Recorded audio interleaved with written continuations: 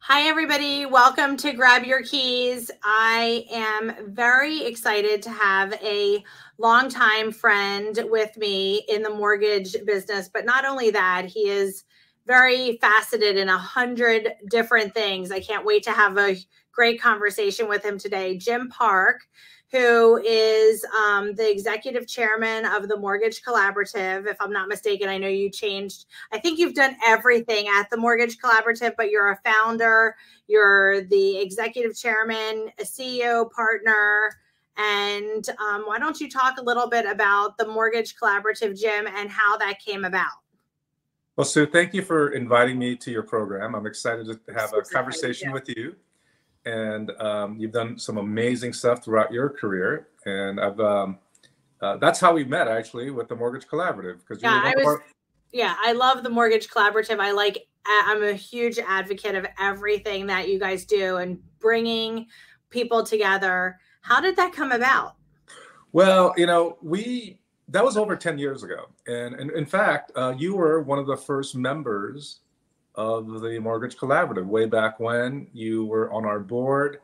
So you sort of recall that whole early days of kind of growing the organization. We wanted to start an organization that was for the members, by the members, right? So the lender community wanted to have a voice in terms of how we can support each other, how we can partner up, and we bring in different partners, preferred partners or vendors into the network to provide preferred pricing and all that. But most people are looking for more than just a deal on sort of a price cut on something, on credit report or whatever, right? They're looking for more than that. And I think what they found within the Mortgage Collaborative is an environment where people really can support each other. They can have some really honest discussion. And I'll tell people this all the time. I've been in the mortgage-related industry for almost 30 years. When you go to conferences and events and all of that stuff, it's very rare that people have this kind of this honest, open book conversation, like what works, what doesn't work. But it's so different within the Mortgage Collaborative. People do share ideas, share things that have worked for them, share things that have not, right? And avoid the traps and the issues that they might have faced in the past. And so those are conversations that are so invaluable beyond better pricing on whatever you're getting, right? Yeah, that's actually priceless. The priceless with peer communication of the Mortgage Collaborative. And I think that the reason that it's so successful is because of all the prior experience that you have in the mortgage industry. Just like in a blink of an eye, let's just talk about you. Were a lobbyist, then you worked at FHA, then you were the vice president of Freddie Mac, then you started so many different companies in so many different ways. I mean, you are still the founder of AREAA, which is and what does that stand for? It's Asian Real Estate Association of America. It was started about now 20 years. It celebrated its 20th year last year, and so we're beyond the teenage years, and now we're almost ready to drink. Right. This coming year. So. So I know that that's just a great a great community also. And I think that bringing it all together allows everyone. You don't really have everything cross-selling those things, but it allows your experience to really shine in what you thought the mortgage industry needed. So if you would say in all of the things that you do, what are 3 keys that you believe have helped you gain your success? Yeah, I would say number one, and people say this all the time, right? Do what you love and all that stuff. But to be more precise, I would say be clear what motivates you and what excites you, right? So for me, because I'm a product of, I know a lot of people don't like Washington, D.C. politics. When I was a lobbyist, by the way, it was very different, honestly. Was much more collegial and cooperative, and things got done. 30 years ago, it's not like that anymore, unfortunately. Right. The politics in this country have kind of gone in a very different direction. But I like policy and politics mostly back then because it helps get things done. Like when there are problems, you can actually solve it, working together and all of that stuff. So for me, I knew what I love is I love making an impact and policy difference. I love the idea of network development, bringing people together, right? And building a business around that. So I knew those three components are very important to me. So I naturally gravitated towards activities and things that gave me those things, right? Make an impact, bringing a broad network together to create a bigger voice, and then building a business that actually can support each other, right? Build each other. And so if you even think about Mortgage Collaborative, it does that, right? It's a policy voice for our members. It allows our members to be successful from their business point of view. And it's a network that supports each other, right? Gets each other to be better than individual parts, right? So so one is kind of figuring out, what do you love? Like what motivates you? What gets you going, right? So I would say that's sort of number one. And I think two for me is like these things don't happen just overnight, right? Things require work, and you have to be willing to sacrifice and do things. And sometimes it's extra trips that you don't want to take, or you late nights where you're doing extra work. But don't shy away from those extra work and the work that's required to be successful. It's like the elbow grease, the extra elbow grease. You're absolutely right. I mean, the grit. You have to tackle and block. You have to do the work. Things just don't happen just because you pronounce it as, hey, I want to do this. It doesn't just happen, right? And so that's important. So first, it's kind of like know what drives you, what gets you excited, what elements of work that makes you happy. And then second, it's just that, the grit and just getting it done, right? And that's super important. And I would say the third for me is broaden your vision a bit, right? So if you look at the stuff that I've done in my kind of career, it's kind of, it's a collage of different things, right? So some of the boards I've sat on or activities I've done, it's forced me to kind of look at things in a very more broader way. So you're kind of connecting the dots of things. Right. Sometimes we get kind of monoline. We like, oh, I know how to do this, X, Y, and Z, and I'm going to do it really well. But sometimes you got to step it back and actually make what you do even bigger by understanding connectivity to other things that are happening, right? And so that's super. I think that's super important. Kind of like creates creativity in the way you think. You connect the dots in a different way that you might not have. So expose yourself to things that seem sort of kind of out of the ordinary, or it may seem like weird that why are you involved with X, Y, and Z? Well, because it gets me to think differently, right? And I think that's important. But if I could just add just a small fourth component that underlies everything is just build an amazing network of relationship and people that can support you throughout that process, because no journey is on your own, and it's important to do it together. As the old saying, right? If you want to go fast, you will do it alone, but you want to go far, do it together, right? So that's kind of the idea of. Yeah, I actually love that saying, and I do think that the relationships you build over your lifetime, you have, I always say you have friendships for a lifetime, you have friendships for a reason, and you have friendships for a chapter. And they can be at different points of your life, except for that you always have them. And so I think that we can even draw on that. I know that I draw on the different friendships that I've built at the Mortgage Collaborative for different ways and different reasons over the last 14 years.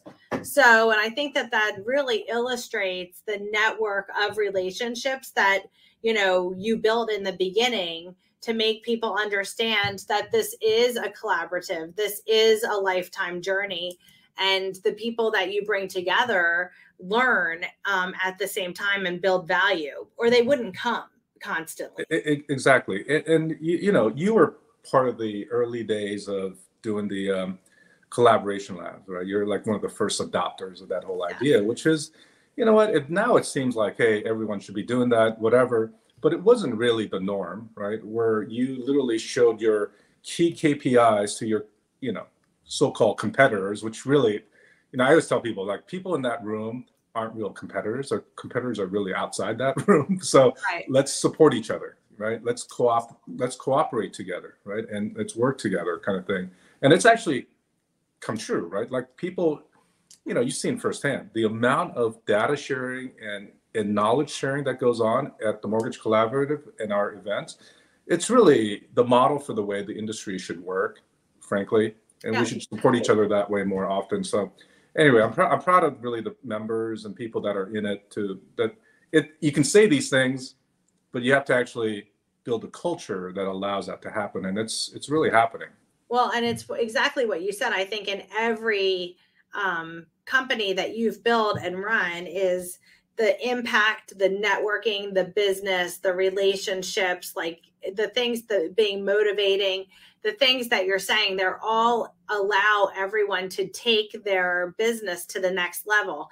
And I love what you said of doing things outside your specific realm, because when you do things outside your specific realm, I think sometimes when you come back with a clearer vision, when you let your brain think of other things, you're actually able to focus and have more clarity and execute better in what you're doing then. And I think that's where, I was one of the people who helped with those first days of the collab labs. Mm-hmm. And you really had to be honest, but not only did you have to be honest with your peers, you had to be honest with yourself in your company. And I think that seeing those KPIs on paper allowed you to actually fully digest where your company is and where it can go.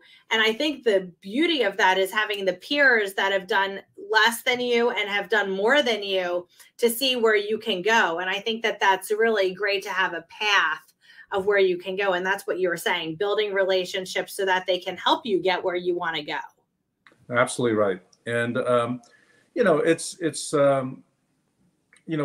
know this, right? From sales and in the business we're in, we like to do business with people we like and trust, right? That's rule number one in sales, right? If you can't build that trust, right, then it's going to be hard to convert that deal and convert that sale. So I always say, focus on that, take care of people. Don't make the relationship transactional and make it more about long lasting. How do I help you?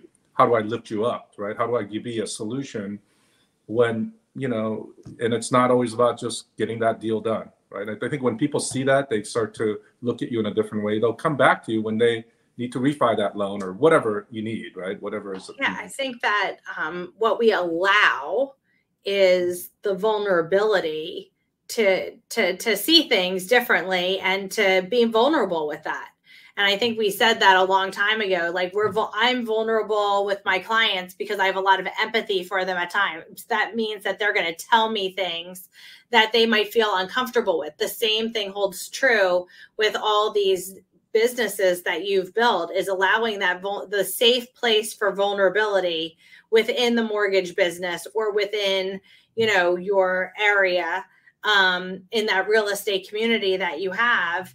And it allows there to be the vulnerability so people can grow. Yeah. I remember the one of the first times, Sue, I asked you to moderate a session at one of our first conferences at TMC, right? I was like, hey, can you do this for us? And you go, hey, I haven't really done moderating. These are kind of industry leaders. I said, listen, everyone's in the same boat and we're going to all learn together, right? And you can't grow unless you push yourself a little bit, put yourself in that slightly uncomfortable spot. And, through those experiences, as you do more of those, you enhance your skill sets and all of that. So, you were nervous going in, but you did great. But you've done more since then. And I'm sure that pathway has been a great one, right? Because it enhances other skills. I always say, and this is also a funny story, is I don't think I've told very many people this. So now I'm on this board of the Mortgage Collaborative, and I've gone to a couple board meetings. We were in San Diego, actually, and I was in my hotel room, and I was on the telephone, I think with my best friend, and she's like, what are you doing? I was like, oh, I'm on my way to a board meeting. Of course, we're like girls. She's like, what's your outfit? I was like, oh, I look super cute. This is what I'm wearing. And I go, here's the problem. I am dealing with imposter syndrome and in the imposter theory. Like, I am with all these people who have been presidents and vice presidents of these like huge organizations. And I'm, this president and CEO of Centennial Lending Group, this like $250 million mortgage IMB. And, I don't deserve to be here. And she was like, that's how you get there, Sue, is you are learning so much. And I agree with you that you guys helped me be, and something I say all the time, you have to be comfortable being uncomfortable.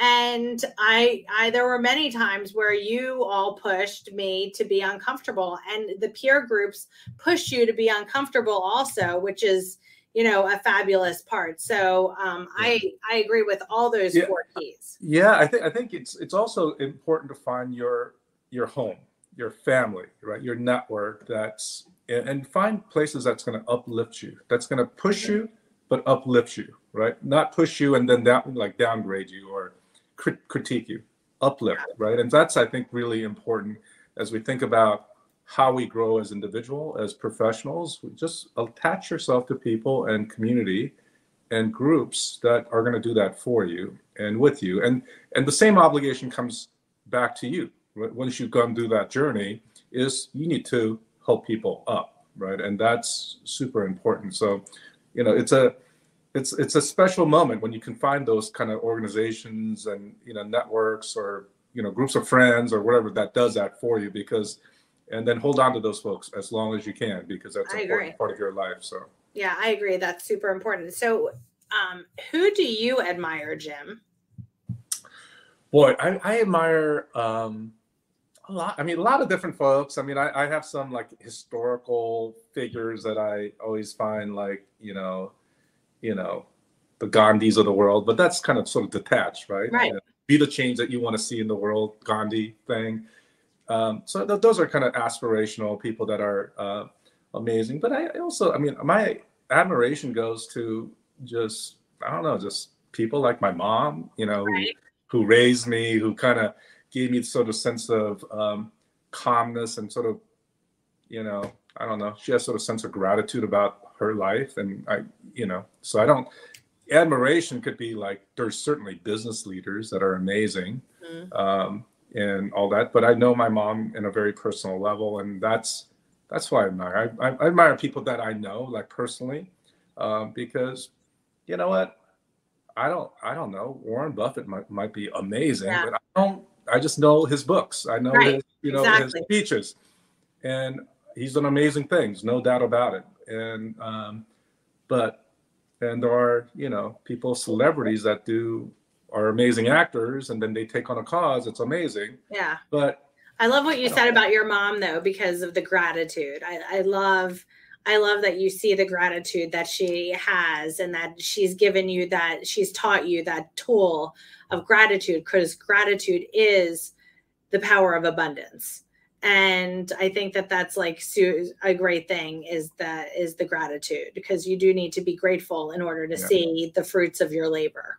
Yeah, I mean, honestly, she's a Korean War survivor, right? She lost her parents when she was super young.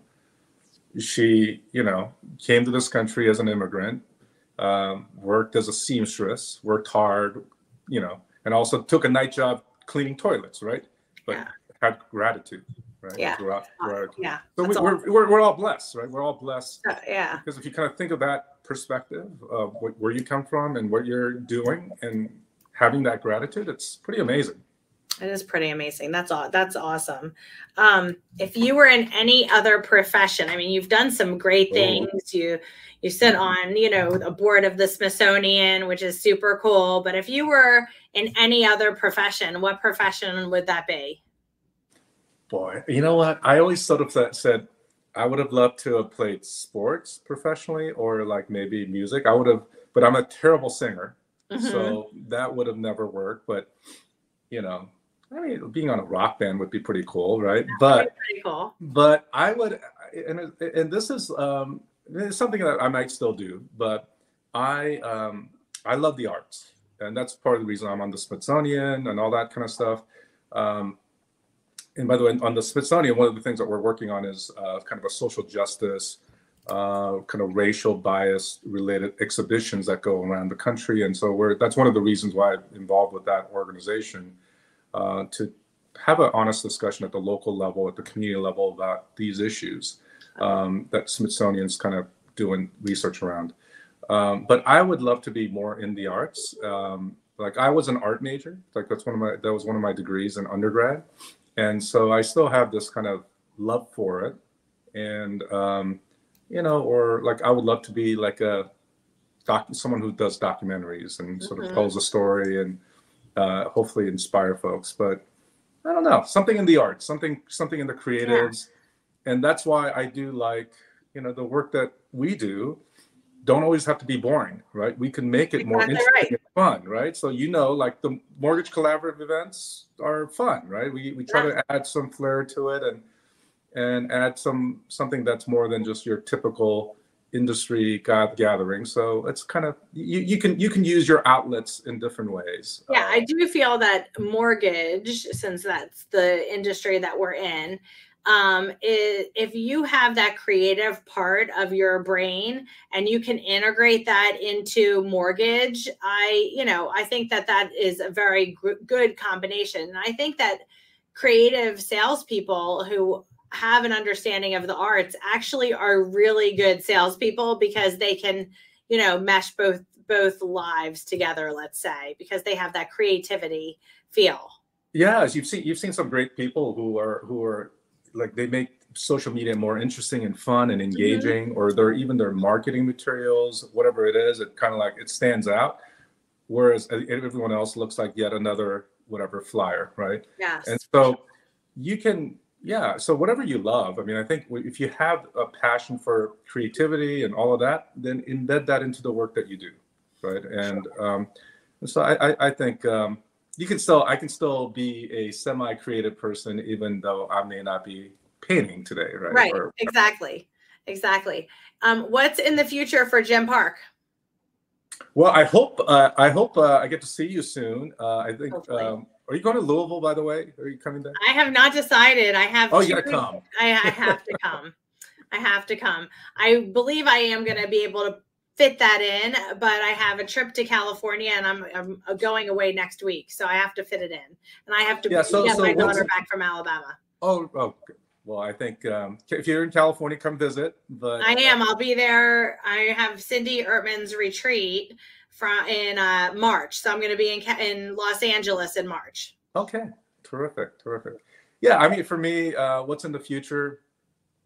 I don't know. I mean, I feel like I feel very blessed to have done all the stuff that I got to do.